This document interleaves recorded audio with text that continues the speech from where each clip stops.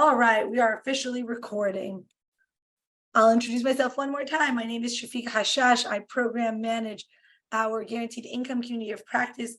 This is our final workshop in the strategic messaging and communications projects with our lovely partners here at Change Consulting. You know, over the last few months, actually, I was about to say a few weeks, but over the last few months, we started on how to tell your story, how to have participants share their story, how to then do that in media, how to give good interviews, how to partner with media, find folks, when are good opportunities, know your pitch. And this last one is actually taking those skills and making effective digital media for it. So our goal for today, we have two goals, are learn how to use social media strategically to advance your goals and mission, and really getting familiar with tools, tips, and tricks to package and amplify powerful stories and calls to action. So some of you, hopefully many of you, have seen the storytelling guide that we helped put together for ESP. So really want to think about how can we, think about how you're collecting those stories, but how can you use digital media to really amplify and package those stories in different mediums and different channels. So for our agenda today, we'll talk about how digital media fits into overall strategy. We'll start with an overview and grounding on social media channels, thinking about, what is the right cadence, how to reach the right audiences on these various channels. We also looked at a lot of social media accounts from folks at part of the GICP and pulled some great examples, we thought, of calls to action, whether that's, legislative calls to action, fundraising calls to action. We'll also talk about social media tools that you can use, from graphic design to analytics. We'll talk about social listening and the ways that you can build community and build your following.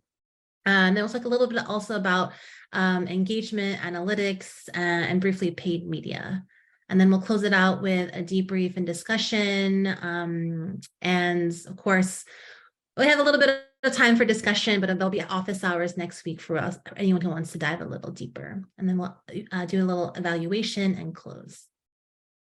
Thanks, Kay. Hi, everyone. I'm Nasima. I'm a communications director here at Change Consulting for our digital and content team. So excited to go through this training with you all and answer your questions and learn more about what you all are doing and how we can support you.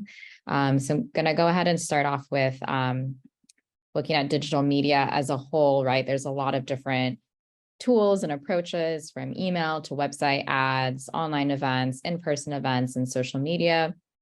In this training, we're really going to focus on social media. So that's really where our counsel and expertise is going to focus on today. But if there are any questions at the end, since this is a smaller group, I'm happy to answer some of those as well.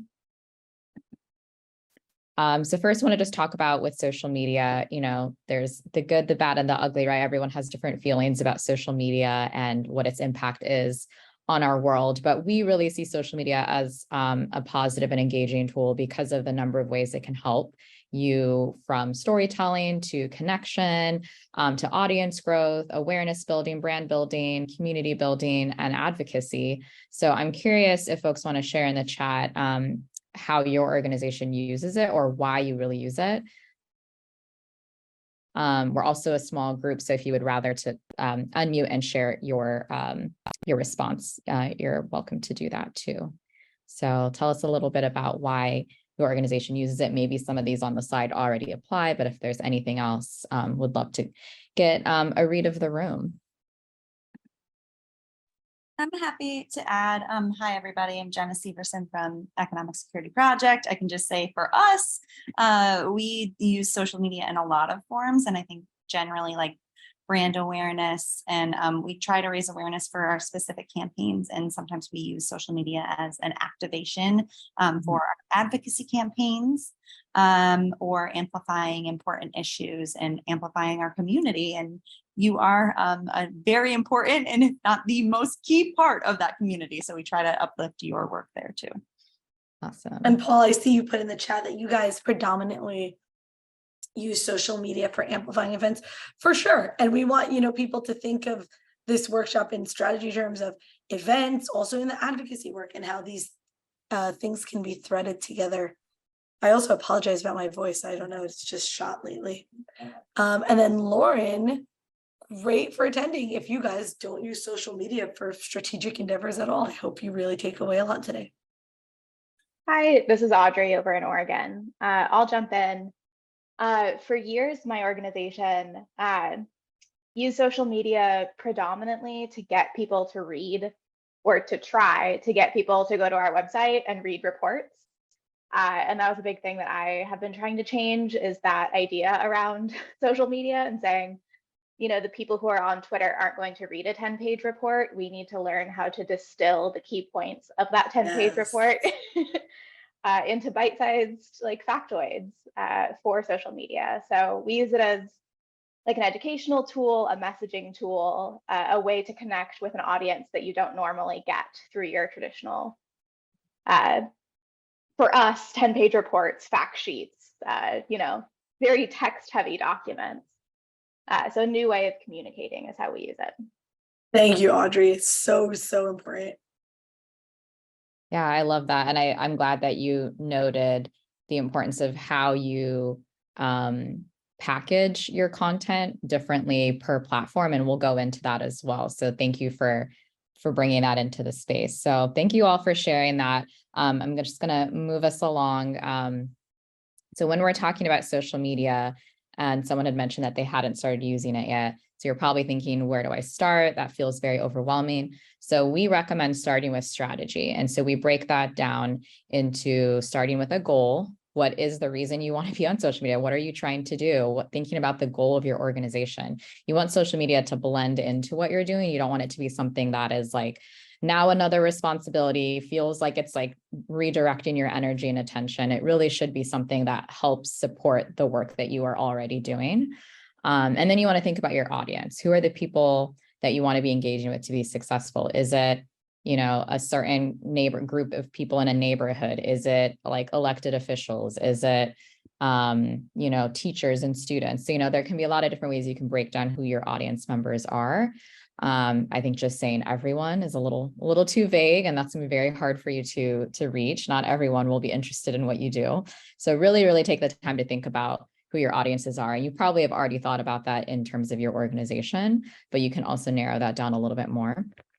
Once you have that, then think about the platforms. You don't have to be on every single platform.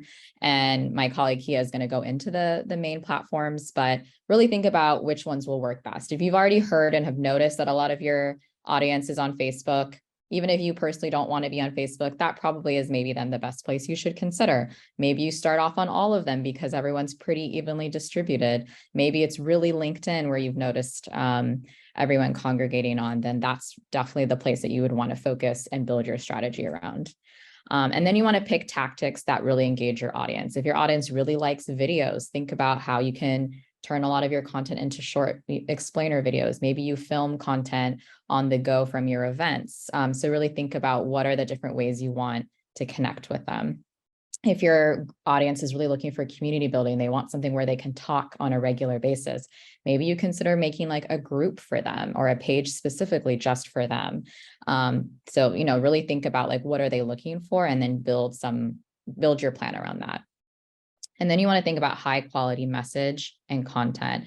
What are the things that are going to be valuable for them? What are your main takeaways? What are the most important things you want folks to know about when they engage with your organization? Thinking about that. So it could be that you have an annual report. Maybe you have a new report on a program. Maybe you have a storytelling initiative. How can you break that down into interesting and relevant content for people on social? And then also thinking about relationships. Overall, like the reason why people are on social media is to build relationships. Otherwise, they would just read an email, right? They would just go to your website and have a very one-way communication. But the part of social media, the social part really is important. And so thinking about what kind of relationship do you want to have with people with your platform? Because once you set it up, you know, you're creating this space, and there is a responsibility, and there will be expectations of folks who are now going to follow you in terms of like what that means to be connected. And then finally, think about calls to action. If you want real engagement, you want to think about things for people to do, for them to read, for them to click on, for them to join. That may not always be the case. Sometimes you might just be sharing something that's educational, But as much as possible, if you're thinking about engagement, make sure that when you create content, there's an active component to what you're putting out there. And I'm going to pass it on to Kia to get more into the details of the social media channels. Thank you, Nasima. Hi, everyone. My name is Kia, and I'm a senior communications manager with Change Consulting, and all of my work is focused on digital strategy. So really excited to be here with y'all today, talking about some of my favorite things. Like Nasima said, we're going to jump into an overview. We called it the big four and the fifth, but it really could be like a sixth, a seventh, and eighth, depending on the day with the way that the platforms are emerging and evolving. But when we think about where people are spending their time on social, it's these apps and TikTok that really come to mind. So Facebook, right? I'm sure many of y'all are familiar with all of these, focused on longer form storytelling. And it's also a great platform if you're trying to reach older audiences. Images and articles also will do well on Facebook compared to some of the other platforms that are more visual, like Instagram and TikTok. Instagram is excellent, not only for visual storytelling, but also if you're doing any work with influencers, whether they're like influencers in your community or larger local celebrities, Instagram and TikTok are great platforms for those, and also a great way to reach younger audiences. And then we have Twitter, which has been going through a lot of really significant changes under the relatively new leadership of Elon Musk. I know some organizations have had questions about whether they'll stay on Twitter long term, and there are definitely some new apps that have come out recently. I think the most prominent and top of mind is the Threads app, which is from Meta, the like parent company of Instagram and Facebook. Threads, I just combined those, Threads has emerged as a really strong contender to be like a solid alternative for Twitter. But I know a lot of folks are still on it and still trying to navigate how to share their content there. So we will talk about Twitter a little bit today. And then LinkedIn really started out as like a job board where people were going to look or share jobs. But throughout the last couple of years, really in the thick of the pandemic, it emerged into more of a space not only to find and share jobs, but also to share thought leadership. So we'll talk about all of these in more depth in TikTok. Nasima, thank you. So first up is Facebook, tried and true. I will not read all of the copy on the slide to you, but a couple of things we want to call attention to, including a call to action is really important on Facebook. I know some folks talked about using social for events.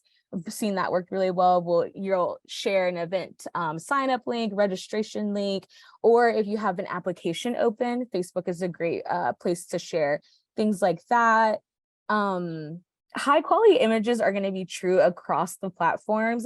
It used to just be like, oh, make sure your pictures are really top notch on Instagram. But because so many people are accessing social media platforms on their mobile devices, how things look is vital and can definitely have a direct impact on whether people are clicking on your posts, if you have like a really clear, gorgeous image or not. And then some features we wanted to highlight that folks might be less familiar with on Facebook are Facebook stories and Facebook reels. If you're posting a story or reel on Instagram, it almost always makes sense to just go ahead and cross-post it on Facebook so that your audiences can see it there as well. And just a really great way to get like more bang for your buck from the content that you're creating and sharing. I think so, maybe Kay mentioned this earlier, but we found some really great examples from the folks that are a part of the community of practice. So this example is from Springboard for the Arts, and it's one of their Facebook posts. What I love about it is that they've tagged someone, Noel Nix here. It's also using a really great photo that I've been thinking about since I saw it. In a smaller detail I want to call attention to, it was posted at 5:23, which feels kind of random, but posting like not on the half hour, so not at 5:30 or not at 6 is a good way to help break through content too, because that's when a lot of organizations will share their posts is right at 5 or right at 6. I have to say that's fascinating. I am also learning something right now. Sometimes I'll just go in and like whatever my magic number is for the day, like if it's 34, then everything will be at like 12:34 instead of 1. But small things make a difference. Next up, we have Twitter. Biggest thing here, right? Keeping copy under 280 characters. Audrey, I think this was you just talking about, it is a superpower. I think the translation that is required on Twitter, right? Like condensing down a 10-page report into a Twitter thread, or making your copy concise enough to like tell people what your event is about, but still get them like interested enough to come. It really is a skill. And concise is always better on Twitter. Using hashtags is really helpful if you want to be connected to other people that are like having the same conversations that you're a part of. And tagging people is a really great way to increase your reach as well. So this example from Just Income GNV did all of those things. It's just a text space. It's a quote tweet. So it's responding to content that was already out there, which we'll talk a little bit about later, like making the most use of content that you're tagged in. They also tag people in their tweet, Tribeca, and then the mayors for guaranteed income. And they use the hashtag It's Basic, which I loved. And again, it's posted at like a random time. It's just a really simple tweet, but it's effective and it gets the job done and keeps them in conversation. Okay, next up, we have Instagram. Also evolved a ton over the last couple of years, has moved just from a place where we would share photos into an app that really prioritizes a lot of video content now. Again, I can't stress the importance enough of high quality images on Instagram. Sometimes organizations or clients will share photos that are maybe like a tiny bit grainy or blurry, and my compromise is usually to share those on Twitter, LinkedIn, or Facebook, but not to share them on Instagram because the quality of the images is so important here. Also using IRL, like in real life photos, to help balance out the templated images. Photos of people's faces really perform a lot better on Instagram versus a templated image, but I know it was a struggle, especially when we were during lockdown, when there weren't a lot of in-person events happening. But now that folks are, making slow transitions to being back outside and in-person convenings, trying to take as many photos as you can for your grid, would highly recommend that. And then can't talk about Instagram without talking about Reels and the video content. Those can be produced in the app, or they could be something that you made somewhere else and want to share on Instagram, but their algorithm really does prioritize video content. I know it's a heavy lift in terms of the capacity it takes to create, but usually see a big payoff for videos here. And stories, of course, are a way to share things to your Instagram account, and they'll only last 24 hours unless you add them to a highlight, which is a great segue. I love this Instagram. It's Springboard. We just did a screenshot of their main feed. So some things to call attention to for this example: they use their logo as their profile picture, which is great to help people recognize your brand and like authenticate that you are who you say you are on Instagram. Especially, we have a lot of people like impersonating accounts. They also have a really great bio. They use highlights to help save their stories, and so people can go back and watch them. And then they just have a really pretty grid, for lack of a better words. They have some great templates. They have video content. They have this great photo of this person here that's a little bit covered up by the like count, but I love this. I think it's a really strong example of a high quality Instagram profile. And then Naseema will talk a little bit more about this later, I believe, but want to make sure when you're thinking about where your content can come from, it really can come from anywhere. So this is just an example of a person who provided testimony at a legislative hearing earlier this year, actually in March, and then posted it to their Instagram account. It was against some anti-trans legislation. And so they made the most, I think this is cross-posted across all of their channels. So anything really can be content, and just encourage y'all to think creatively about how to turn the things that you're doing and the work that's happening at your organizations into things for your digital profiles as well. Next up is LinkedIn. One thing important here is making sure you're posting regularly.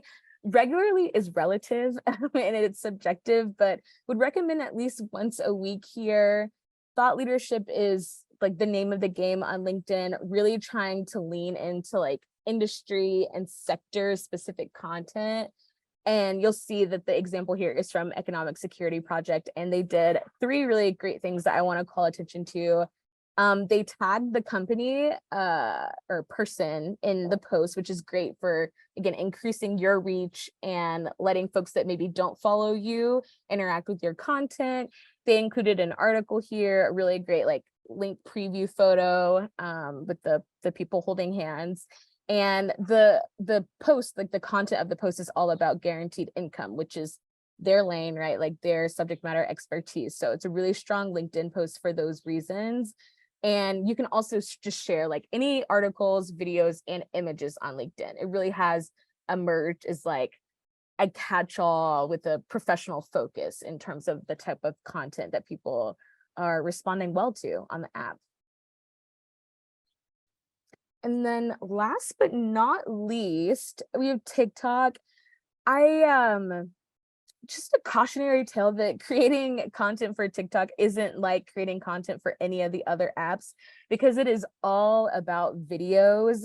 It typically requires like an increase in capacity, whereas a lot of content can be cross-posted on Facebook, on LinkedIn, on Twitter with some like tweaks to the copy. It can be challenging to translate your work and your content into TikTok videos. Just a different skill set, right? Also important on this platform is that things look organic and that they're not so highly produced. Like TikTok videos that look like Super Bowl ads are not going to perform well. People want to see direct to camera. They want to see you sitting in your car and maybe just like having stream of conscious thoughts about guaranteed income. Like it's a very casual vibe, which goes against everything we know about highly curated social media platforms.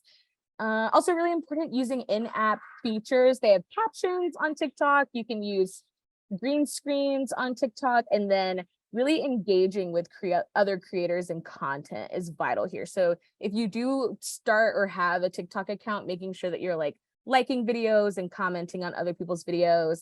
And we do have these linked here. So when we send a slide deck, you all will be able to watch these. It's a video from the Malala Fund and from Girls Who Code, who have really, really strong nonprofit TikTok accounts. And the things that I would point out about these videos is like exemplary is that they're funny and they're short and they lean into trends. That's really all you need to do well on TikTok, but it's a lot easier said than done, being funny and short and on trend. Again, very different skill set. Okay, and then we just have some like best practices around finding the right cadence. Yes, Jenna, it's so easy to master. And making your comedy translate via video is just, I have a lot of respect for people that do that all the time. Again, so right, regular for your organization is relative. I think it depends a lot, right, on capacity, on what your organizational goals are. But these are just some best practices about how many times you might consider posting on each platform. Facebook, it's about 2 or 4 times a week, right? It used to be more, but as people have changed their relationship to the platform, it's gone down. LinkedIn is kind of in that similar ballpark of 1 to 3 times a week. I think aiming for weekly is a great place to start. You're just getting on the app. Twitter, you can just tweet your heart out 1 to 2 times a day, which I know is more than what most people are able to do. But if you had a tweet for every day of the year, that would be fine. TikTok, again, it's like time consuming. People are posting as much as once a day on there or more to just help feed into their algorithm and get people to see their content. And then for Instagram, 2 or 3 times a week if it's a post, whether that's a photo or a reel. And then as many stories as you would like, honestly, 1 or 2 a day, or if you have an event and maybe you're doing like a follow along with us, you could do like a set of stories for the day. Really, really flexible there, just depending on like how your audience is engaging with that content. Yeah, back to you, Naseema. Yeah, thanks, Kia. So overall, I mean, the thread for all of this is that content really matters. And so some of this is probably like not anything that it's a common sense, but like it's important to just emphasize that, the work that you all do is really important. And so keeping that value in there, so you can be fun, you can be engaging, but making sure folks know at the end of the day, like why you're doing what you're doing. So, be informative and engaging. Your images and visuals matter, particularly, as Kia mentioned, on Instagram. So make sure you're posting with purpose and relevance. If there's something timely, like think about how you can alter your message to factor that in so you're a part of conversations.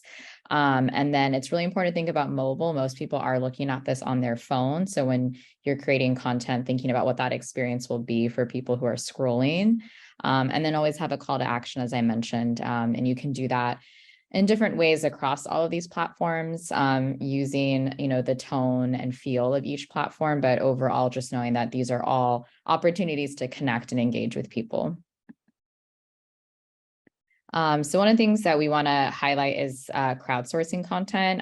It takes a lot of work to come up with social media content and have a regular cadence. And so one of our tips to work around that is to lean into the fact that so many other people are creating content and using that to inspire what you share, and also having that be something that creates conversation. And so we think it's really great to, yes, plan and prepare your own content ahead of time, which is really helpful when things get busy, but also lean into the content that other people are creating. So spend time on the feeds looking at what other folks are sharing.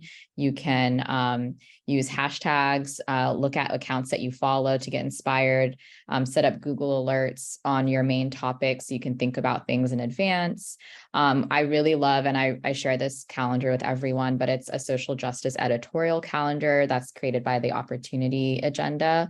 And so it just lets you know about really good messaging hooks that can help give you all ideas and think about, what is everyone else doing? Is there already a toolkit that we can incorporate and borrow some messaging from? Can we join on to someone else's campaign and help amplify that? So a lot of different ways that you can, tap into the community of content that's already out there. And just to pop in, Naseema, you all, when we were prepping for this workshop, Jenna actually shared, someone who sees our kind of tweet analytics and such. Some of our I literally mean very most successful content has been us going, we love to see it, and sharing someone else's post. So the idea that you need to be the social media, you have to have all the comedy and all the timings and everything perfect at all times. Totally untrue. And a post like we love to see it, sharing something from another organization, got 300 likes, and that's a big deal when things are only ever getting 10 or 20 or 50. So that's just, it keeps you in people's feed, it keeps you relevant, and it's a little bit of a cheat. You didn't have to think of it yourself. Yes. Thank you. Yeah. There are people who are already influencers and create content, or maybe who have larger staff where they're already making a bunch of content. So just being able to retweet, quote tweet, comment on it, share that to your Instagram story. There's a lot of different ways you can leverage, and, you credit if you repost anything, but people love to see their content shared and spread. And it's just a great way to diversify your feed. So it's not just all of your own promotion. So I want to make sure I'm keeping up with the chat. Yes, amplification. Love it. Is it possible to put that link to the Opportunity Agenda in the chat? Yeah. Kia, would you be able to do that? Yeah, I'll drop that in. Thank you. Yeah, I love it. It opens up to be like a Google Calendar. And so you can see all of the dates and events on there. And it's just, there's a lot of things that I've never heard of. Also, no pressure to suddenly feel like you need to have content for all these things, but for whatever is relevant for you all, I think it's a really great resource. So this is just, again, kind of going along with the idea of crowdsourcing. Repurpose your own content, right? So if you create a blog post, don't just think of it as a blog post. That can now be, it can appear on a lot of different platforms, and that can help build out your social media. It could be a video, it could be a story, it could be, any number of things. It could be an infographic, it could be a quote card. So really make sure you're thinking about the relationship between the content you're creating, whether it's a report or a presentation, if it's a speech, or, all of that can become social, right? By just allowing there to be some type of engagement with people on your channel. So it can come from anywhere. And then one of the things, now that we're somewhat out of the pandemic and we're in a time where people are starting to have events again in person, really take the opportunity to make your events, to connect people to your events on social, if that's something that your organization does. So when you are at events, consider making sure that you have the social media handles for everyone who's speaking. You can live tweet some of the conversation for people who aren't able to attend, whether it's on Facebook or Instagram. Toolkits are really helpful if you want people to promote what you're doing. If you set up something ahead of time where you're like, hey, here's some really quick posts you all can share to like generate registration, and just attention for whatever you're putting on. And make templates for things. Like you can prepare this ahead of time so you can feel ready. And then also use a hashtag, like create a hashtag and make sure everyone knows that like if they're at this event or if they're attending a webinar, this is what they can use to like be a part of a larger conversation. And this is always a really great way to engage and connect with people and build community. So now we want to turn it over to you all. We're going to do a little interactivity. So we want to know how you would tailor this message across channels. We mentioned, you don't want to do the same thing on every single channel. You're talking to different audiences. So this is an opportunity to do a little exercise, and then we'll share some of your responses. So the question is, or the concept is that applications are now open for your city's first pilot guaranteed income program. 300 spots are available with monthly $500 payments, and the deadline is in 2 weeks. So our ask is for you to decide how would you share this message with your audience on any of the channels. If you want to say, I want to do Twitter and TikTok, like what would your idea be? How would you share that? So we'll give folks a little bit of time to think through that. And then you can either drop your answer in the chat, or if you want to talk through it, sometimes it's easier to do that. You can go off mute and let us know. So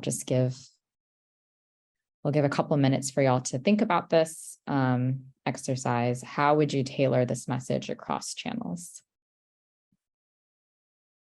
Absolutely. And still really appreciate being here because social media is definitely my weakest area. So I think there's like two things I'm thinking of for Instagram and TikTok. Like I think this is like prime territory for just a how-to video from a staff member or from someone who's with the program for like, this is how you apply. Like, here's the website. You just go here. It's super easy just to lower the stress of someone that could do that. And then I also think that when we're thinking about Twitter or also kind of Instagram too, that like in like really highlighting the deadline is in 2 weeks, like using that as an urgency call of like, we got to get this, you got to get this in, time's running out. It could be another way. So, I think I think of Instagram and Twitter a lot because it's the ones that we mainly use. But like might use like really big letters on that of like really big bold, something that matches our aesthetic and brand that has our logo on it. But it's like 2 weeks left, and then you could kind of scroll over to the how-to part with the video, or might like a carousel of images that kind of step 1, step 2, step 3. I love that. Yeah, Thank you, I think Paul. that's great. Just thinking about breaking things down so it's less confusing or less stressful. And I think Instagram and TikTok are the great places to do that. Like people usually have like a screenshot in the back where they're like, here, like just go here, see, did it, you can find some kind of audio, or you can, just keep it quiet. So I got it. I muted them. All good. No, all good. And then, yeah, Instagram is really great to put like graphics, and you can share things multiple times on Instagram, and it doesn't get too repetitive. You may want to like change out colors or like, mix and match, the slideshow. So you can even do a countdown or something like that. So yeah, thank you, Paul. Love those suggestions. Anyone else want to share their idea of maybe like how they would tailor it for 1 or 2 channels? I just dropped in the chat our current job posting carousel on Instagram. And I would copy that format for this on Instagram. Yeah, thank you. Yeah, if you have an example of something you've done, feel free to share that as well. What about a LinkedIn version of this, something a little different than like Insta? Yeah, does anyone want to share a LinkedIn idea? I'm curious how often folks post to LinkedIn, not personally, but for their organization. And want to This is Sure. actually a great example of when you really want to focus in on the platform itself. Just because if you're trying to get people to apply for guaranteed income, it would probably be the best use of LinkedIn would be to post that identifies to fellow practitioners if you're coming from the perspective as a policy person. So some sort of post like, tell your networks, tell your members, and tell the people that you work with, this guaranteed income program is closing in 2 weeks, $500. Like, I think those 2 weeks and $500 are really important to flag. And my suggestion on a LinkedIn would actually be your audience there is a little different than it might be if you're on Facebook. Whereas Facebook, you're more likely to reach people who might need a guaranteed income versus LinkedIn, you're probably more likely to reach colleagues who do similar type of work as you do. Yeah, I love that. Yeah, definitely using the network on LinkedIn and tagging folks as well to see if they can share it just to get the word out there. Awesome. Does anyone else want to share an idea of how they would approach this before we move on? And you can always share it in the chat later. We're happy to give feedback on ideas as well. Something that we did earlier this legislative session in Oregon for a child tax credit bill, collecting stories, so very similar audience of low-income families in need of cash support, is that we tailored our messaging and our Facebook like ad targeting to rural parents. So we did rural specific messaging and then geographically targeted it to our rural counties. And that was one of our most effective ad campaigns, was doing the geographical targeting for low-income rural parents. Yeah, that's great. We're going to talk a little bit about paid media, but yes, I think when you have a very specific group you're trying to reach, if they're not already part of your organic audience, doing something like paid where you can make it more targeted can be really helpful to make sure that your message isn't just getting lost in the overall conversation, but it really is going to reach the people who would benefit from this. So yeah, thank you for that. Okay, we're going to move ahead, but hopefully that got, the creative juices flowing and you're feeling inspired. So moving into calls to action, we really want to make sure that we give you all some examples and we're thinking through how this can be something that's helpful for the work you're doing. So if you do have a legislative ask, social media is actually really great. A lot of legislators are on social media. So this is something where you can thank them, you can ask them to spread the word, you can target them specifically if you're really trying to get their attention, because anything public is something they're going to have to care about and going to have to respond to at some point. Digital days of action are also really successful. Some people do like to show up at meetings and in person for rallies, but other people are more comfortable online, and it's also a lot easier and more cost effective to organize. So, feel free to use that as an opportunity to bring folks together at one time on one day for a certain amount of hours and asking them to share a prepared set of messages. You can share petitions, you can gather letters of support, and you can also host chats and lives to talk about, any legislation that's important, or, explain to people like, here's what we want you to pay attention to. Here, we're breaking down this issue, and just make sure people feel like they can understand and participate in the process. Tweet banks. Yeah. So, as much as there's a lot going on with Twitter, it is a very effective place in terms of this type of organization and advocacy and like the public square. Haven't really seen that been done really successfully on the other platforms as well. But I do think, Instagram is starting to become like that too. But I think Twitter still is kind of like the place to be. And then we mentioned events before. This is, another great way for social. You can have online events, and you can also just promote what you're doing in person. So consider cross-promoting with your partner organizations. Find ways to answer questions for people. You can also invite media on there and get media to be interested by sharing, photos and takeaways, video clips. You can recap afterwards as well. I think it's just a great way to also, again, think about where does your content come from and what are all the ways that you can get it out there. And some people like to live tweet. It is a little bit time consuming, but if that's something that's really important for you, you can share like, here's what's happening right now, and share insights during the event to like make people feel like they're a part of what's happening. So here's an example here of just like a promotional tweet, getting people to to get tickets for an event in Chicago. And then finally, fundraising. Most platforms have a built-in fundraising feature. So it's something that if you feel comfortable using, you can use that. If you want to just promote your fundraisers on your own website, if there's a fundraiser taking place in the community, what's really important here is the storytelling aspect, because you want people to feel motivated about where their money would be going and why. And social media is a great opportunity for people to feel inspired. Maybe they talk about why they've donated. They can create their own fundraisers, and you can also just track your goals and impact on here really well. So here's an example as well of just like a really clear and easy call to action for a fundraiser or an opportunity to donate. I don't know if there are any questions on that, but I want to ask you all, what are some other calls to actions that you could amplify? What are some things that you're thinking about you really want to engage people around? So feel free to share ideas in the chat, or again, if you want to just share it out loud, we're happy to hear that. Makes it feel like a nice conversation.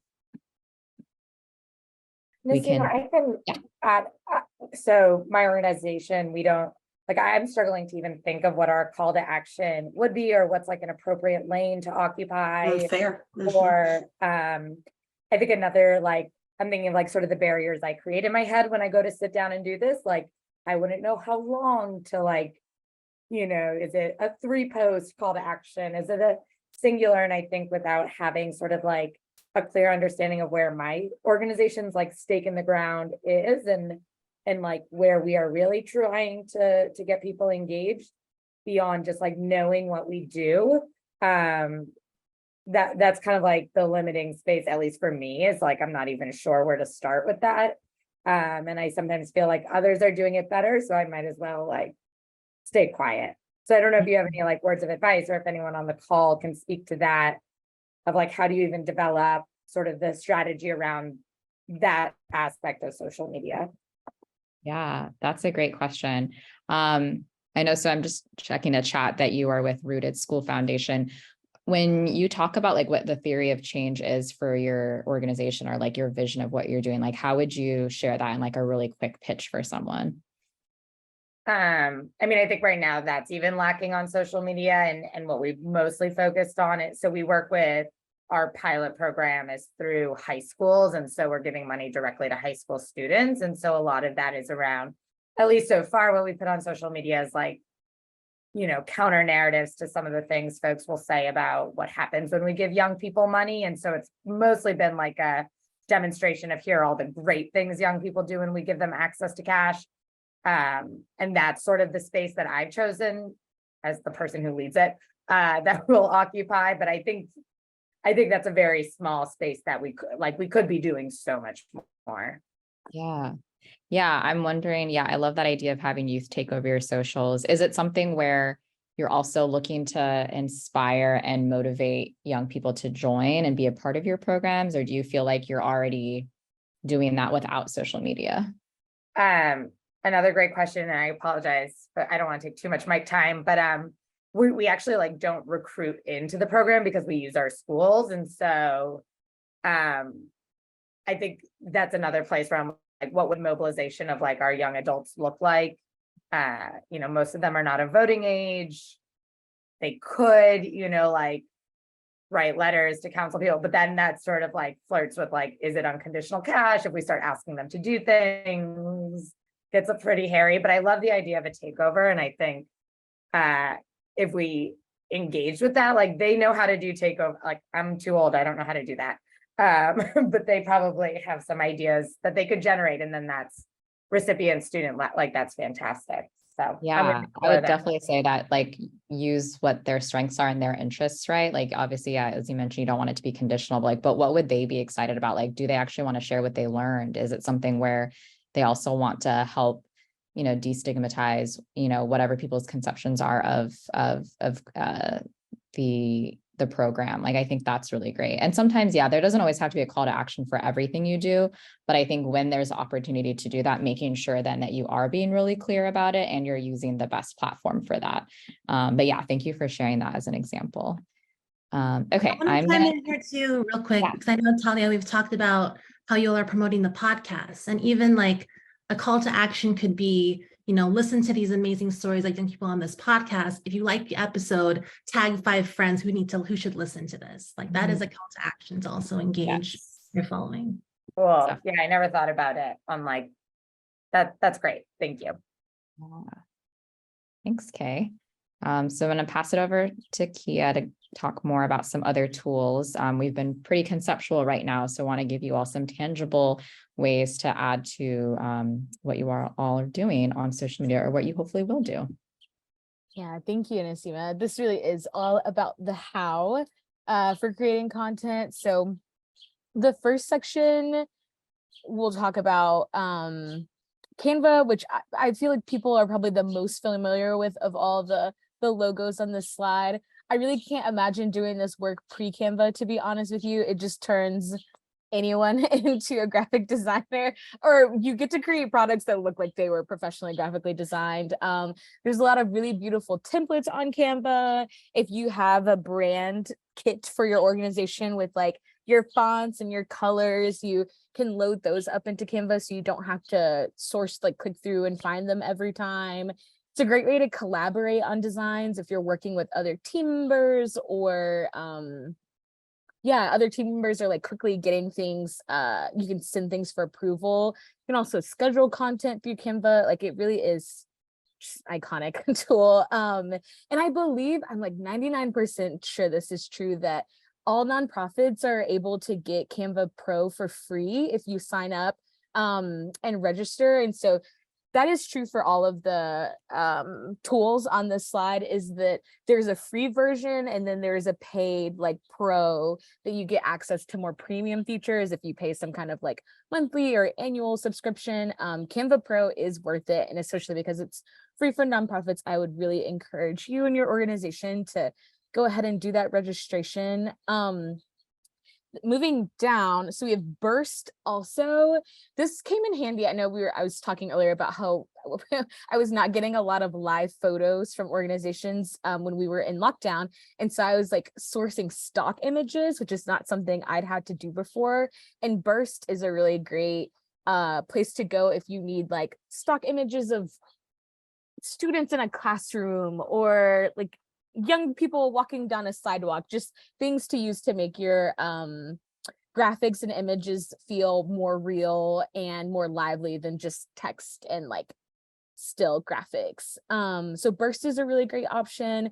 And then Visco in the center here is an image and image and video editing app that can just make your images a little crisper, a little clearer. I think going back to Instagram again, thinking about how you want to like curate your feed and what the aesthetic and vibe of your organization and brand are, and also the audiences that you're trying to reach.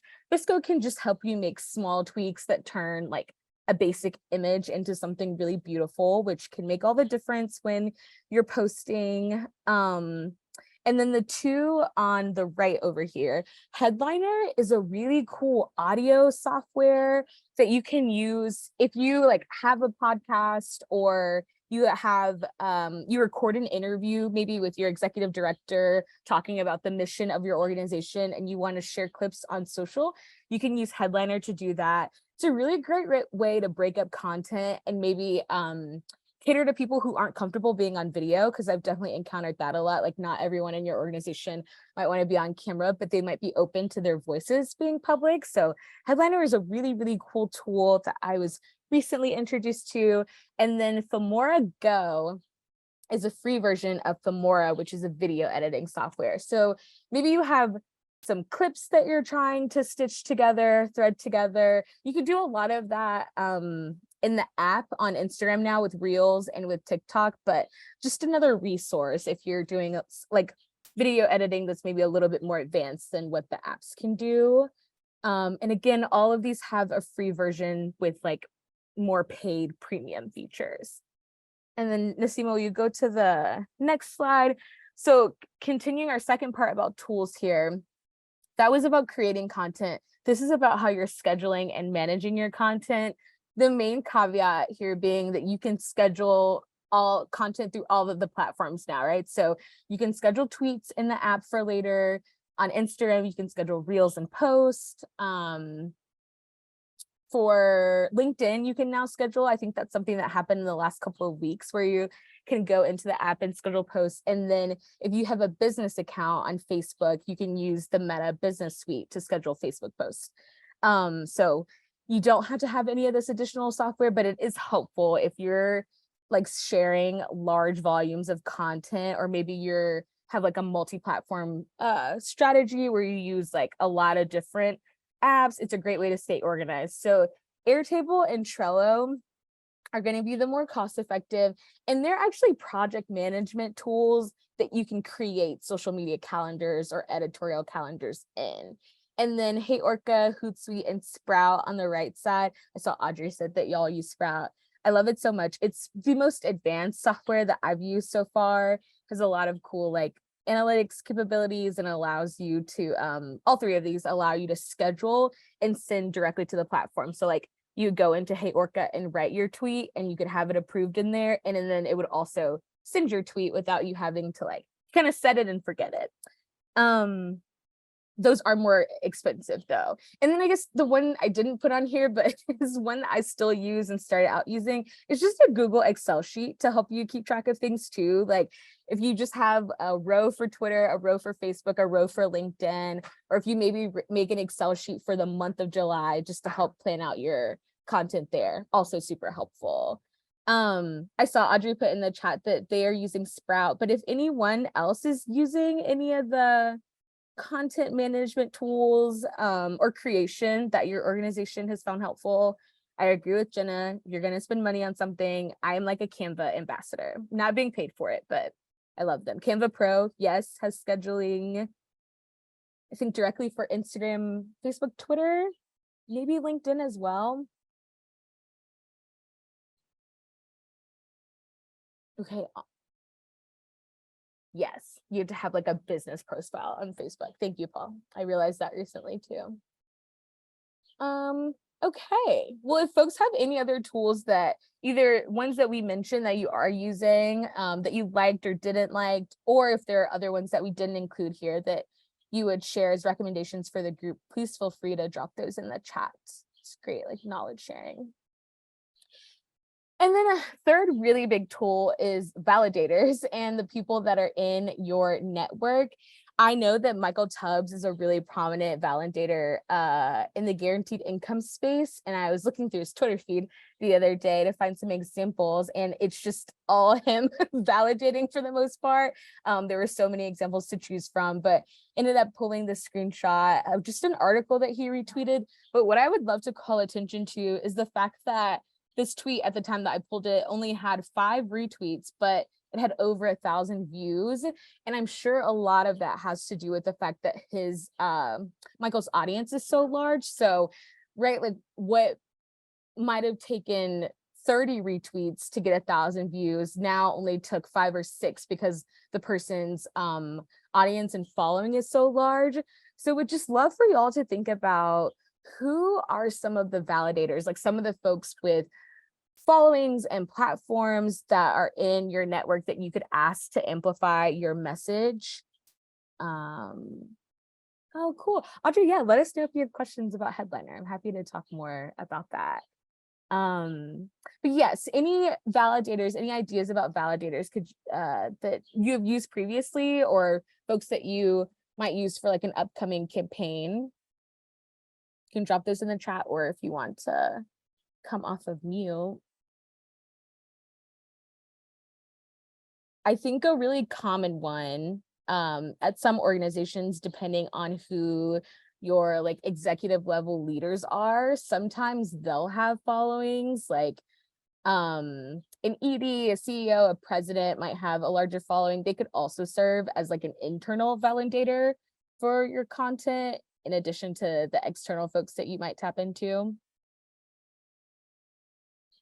No worries if this is a space where maybe people are ideating. Lawmakers, absolutely, to share and validate. Lawmakers are very active on Twitter from my experience as well, and helps them. It's like a mutually beneficial situation because they're in community and they're promoting issues that their constituents care about, and you're amplifying your message. I think, Naseema, you could go to the next slide and we can talk about another group of validators that are at your fingertips. I know when we were doing the preparing for the training, something that came up was creating a Twitter list for the community of practice. Jenna, I don't know if you want to share a little bit more about it. I wanted to say that a validator that you can always count on is us and hopefully the guaranteed income community of practice. So especially, it's a small group here today, but we created this Twitter list, which I don't have the link right in front of me, but I have it. Thanks. Can drop it in the chat. The idea here is that with a Twitter list, it's a function within the tool that exists now for who knows how long, but it exists now to allow you to follow like anybody in the GICP doing things. And so the idea here is that we hope that if you're following this Twitter list, you're kind of seeing what's happening from GI partners across the country, and you might get ideas from their content, or you might boost that. And one of the ways that I can say, I've organized some of our state work on tax campaigns. And previously I was working just in one state in Illinois. And what was effective for me in Illinois was when I saw, and I will use Oregon as an example, because I know you're on here and you've done your social media well. When Oregon wins, we lift it up and we say, we love what our neighbors in Oregon are doing. Let's make this happen here in Illinois. So that's one way you can, if you're trying to raise awareness about an issue specifically, but it doesn't need to be tied to what you're doing. That's a great way to say, like, amplifying, and a lot of times folks will be amplifying stories that maybe have relevance to your organization that are published and they're about cash. So that's something that happens. So I know you get a ton of resources from us, but we hope this is a quick way, at least in terms of using the Twitter platform, for you to be able to check in on what partners are doing and hopefully be able to amplify. Thank you so much, Jenna. I think it's a great idea. And it also ties back into Naseema's what she shared earlier about not all of your content has to be content that you created, right? Like that's just super low-hanging fruit. And again, mutually beneficial for everyone. So next up, we are going to talk about engagement and analytics, truly two of my favorite parts of this work. And I would argue that they're the two of the most important parts. If you are not in conversation with your audience on social media, you're really only doing like half of the work, only reaping about half of the benefits. It's so important to, as the slide says, put the social in social media. It's really about being in conversation. It's about listening as much as you're talking and responding and engaging as much as you're sharing, so that you're not just like, you can set and forget your content in the sense that you can schedule it and then come back to it later, but never want you to just set it and forget it and don't come back and like read your comments or check your DMs. Someone is building something very close to me. I'm so sorry. I have a mixed feelings about how much we should keep our notifications on, but if you could just carve out 15 minutes a week, 30 minutes a week, maybe on Fridays or every Monday, you'll go in and just look and see, like, I think liking your comments is a really easy way to start. So if people comment on Instagram or you got replies to your tweets, just going in and liking those, going in and retweeting and resharing things. One thing that I've also found helpful at other organizations, if you find that you're getting a lot of the same questions over and over again via DM or in response to content that you posted. So maybe people are asking like, where can I find the application to join, like to receive funding? Or maybe they're asking who's in charge of a specific program. Just typing out those responses and saving them somewhere so that you can just copy paste, totally okay. And you're still reaping the benefits of being in conversation, but making the best use of your time.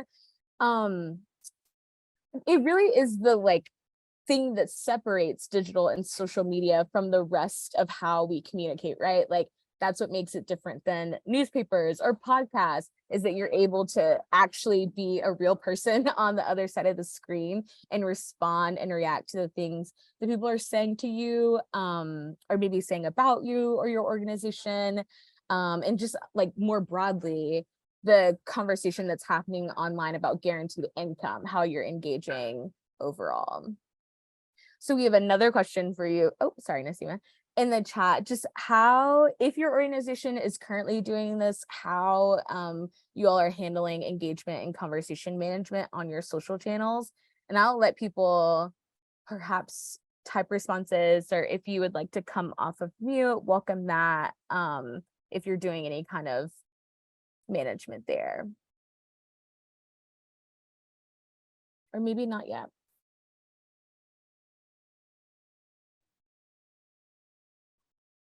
I'll say for us, I don't know what other people's orgs are like. We do a lot of research and kind of policy papers. So often we're tweeting out on specific policies. And while I was formerly a policy analyst, I now mostly do comms for our team. So when it comes to policy specifics, we often kind of tap in the policy analysts and have them reply to the threads or reply to the comments on their personal accounts. Because the actual policy analyst is responding and then just amplifying that, or saying, going in on the official account and being like, oh, like our policy analyst Daniel like said it well, and like quote tweeting it or whatever. I love that, Audrey. That's like great for the analyst. It's great for the person that had the question. Yeah, that's so cool. And it can be difficult to translate, right? Like what their response would be to put it into your own words. So I think that's super efficient and an engaging way to respond to the questions I'm sure y'all are getting. That's an excellent example. I will move us along here. So last set of tools that we want to talk about are tracking and analytics. I know it so much, right? Like you create the content, you share it, maybe you had to get it approved, and then you're like going in and responding to people's thoughts about it. And the last kind of step in that cycle from the strategy circle Nasima shared earlier is really about understanding how people responded to what you shared. So some top things to look for when you're doing analytics: what were your top posts? Did you increase followers? How is your engagement rate? Were people liking things, sharing things, commenting? Sometimes different analytic platforms will have like broad demographic insights. They usually don't share a ton here because of privacy concerns, but you can usually find like ages of the people responding to your content, maybe where they're geographically located, things like that. And really this should just overall be tied into either campaign goals or like your overall organizational goals. So if for the next quarter or so, maybe the organization is really focused on like just increasing awareness that the org exists and the work that you're doing, then maybe the things that you're focused on tracking are around followers and around the number of people that saw your content versus the number of people that liked it or shared it. So making these fit your needs as much as possible. And I think in terms of cadence for analytics, we didn't put this on the slide, but again, it's really subjective. I think that monthly is a great place to start. Quarterly can also be good if you are just starting out on social or not putting out a ton of content, and just making sure that like you're using whatever insights you garner from the analytics and then sharing those with any relevant folks at the organization. There are some tools, right? So Sprout Social, which as we talked about earlier, also helps you schedule and manage content, will help you analyze it as well.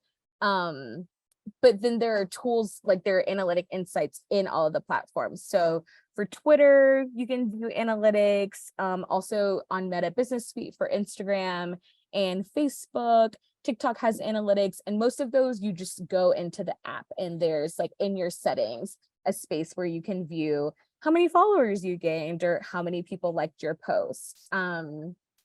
Just an important thing to remember in the cycle of creating and posting content. And then if folks had anything they would like to share about how you're currently tracking and measuring your digital analytics, we would love that in the chat if you are doing so.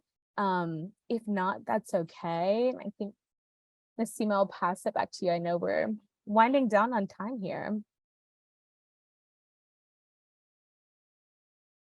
Thanks, Kia.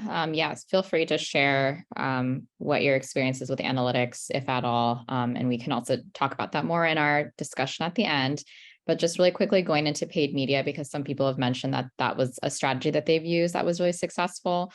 So paid and boosting really depends on the platform. So we're not going to go into like super specifics here, but just some questions to consider before you decide to invest in paid. We really think there's a lot you can do organically. So there isn't really a need to do paid in order to, be active or engaging on social media. But there are times where if you're trying to draw in a newer crowd, if there's a really important call to action that you have, a priority goal and a strategic group you're targeting, then paid can be really helpful. Like, let's say you have a program, an event that's like for only a couple of weeks. If there's like an overall brand building awareness campaign you're trying to do, paid can just be really helpful to add to the messaging that you're already creating. You can also test out content and see like what people respond to more, like what's the thing that makes people want to click. What's the thing that people view more? And so you can do this with posts on your feed. It could also be videos. You could also have sponsored posts show up in your stories on Instagram. So there's a lot of different ways that you can pay for content. And obviously the budget really depends on what your organization is comfortable with. There isn't like a perfect number, but when you play around with the tools, you'll see how much things will cost depending on how long you want the content to run, and how big of an audience or how narrow of an audience you want to reach. And it's what's great about paid is you can also adjust it. You can pause your campaign. You can notice that, oh, it's not really doing as well, or actually we want to add a new image to it. There's a lot of things you can do to see how well it's performing and then decide afterwards whether it's worth continuing or not. And in the end, quality content is key. You really definitely want to engage people with a paid ad with something that's really good. So strong imagery, strong messaging, like take the time to think through that. You can also see that if there's a post organically doing well, you can just boost it and just add a little bit of money behind it. So then it can reach even more people. And a lot of the platforms will send you notifications like, hey, this post is doing really well. Consider, throwing some money at it. And that's a good way to just be like, oh, we didn't plan on it, but like it's doing so well, we want to add to it.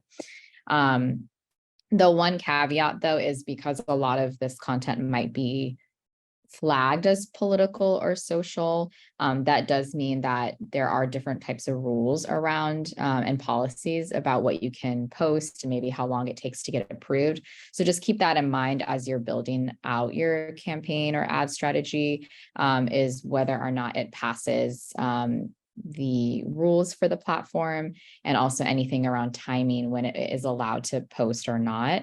So that's just like one of the tough things about the paid side of it, but on organic, obviously you can share and say whatever you want, and that's really powerful. So I'll pause here if there's any questions around paid or any insight people want to share specifically on their experience using paid before we go to the discussion. Okay. Well, then we'll just open it up in general to everyone. I know we shared a lot of content today, walking you through strategy and the platforms, some tools and tips, and then engagement and analytics. So if you have any questions now, we'd love to hear them. Is there anything that still is confusing? Is there anything that you learned so far that you're like really excited to explore or take back to your teams? Or is there anything that like you've noticed or you've heard about recently that you want to just also share and bring into the space? Feel free to drop it in the chat, or if you want to share it with us, feel free to go off mute. Yeah, I had a question about what you just mentioned about some of the content being political in nature and possibly being flagged. What are some of the constraints around that? I'm really brand new in this space, so trying to find out what's going on there with that.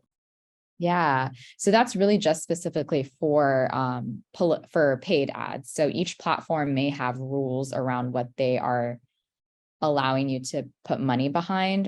They just want a lot of transparency and to be able to track that. Like if something is a political ad, people will be able to see who's paying for it, which is, I think definitely very important.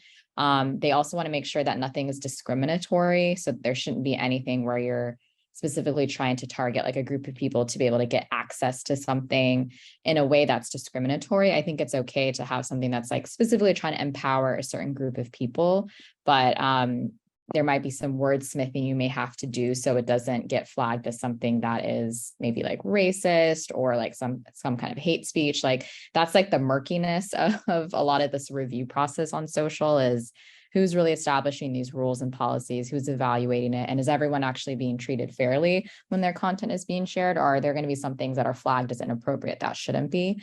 So that's just something to keep in mind if you want to create an ad that you pay for, is really just double checking, like, what kind of image are we using? How does this sound? Is there any way this could come across as being problematic in some type of way?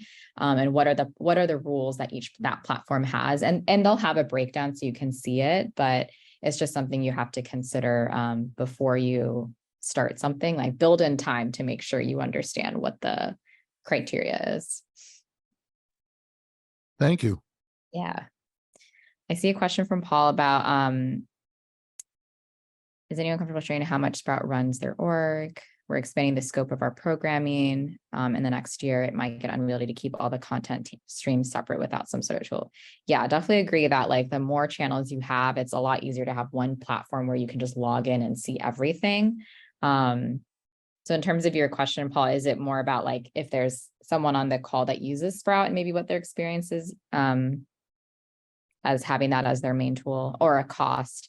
Yeah, I know the cost will depend on the different features maybe and levels you have. So yeah, I'll leave that to any of the orgs if they feel comfortable sharing what the general range could be, because they'll sell you on different versions of it.